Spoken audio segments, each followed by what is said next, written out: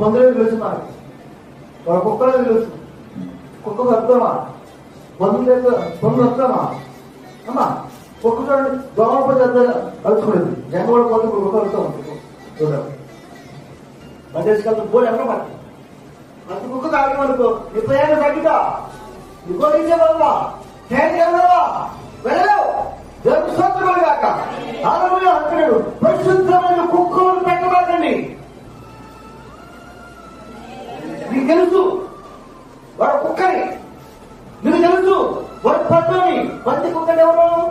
భూలోక సంబంధి కుక్కలు పందులు కాదు. దేవుడు స్వంతములు కాక కుక్క లాంటి స్వభావం గల మనుషులు, పండు లాంటి స్వభావం గల మనుషులు దేవుడు స్వంతములు కాక. హల్లెలూయా హల్లెలూయా. దేవుడు చూస్తున్నాడు. ఆ నక్కొద్ది రావచ్చు చెప్పండి అన్నాడు. ఎవరు ఎవరు బాగా ఆ నక్కొద్ది రావచ్చు మీరు చెప్పండి అన్నాడు.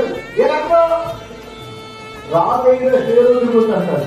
ఏదన్నమాట నక్క లాంటి స్వభావం కలవట దేవుడు స్వంతములు కాక. హల్లెలూయా.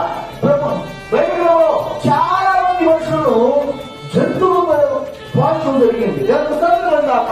హల్లెలూయా. యేసుక్రీస్తు అన్నాడు, కనాను సీత అన్నాడు.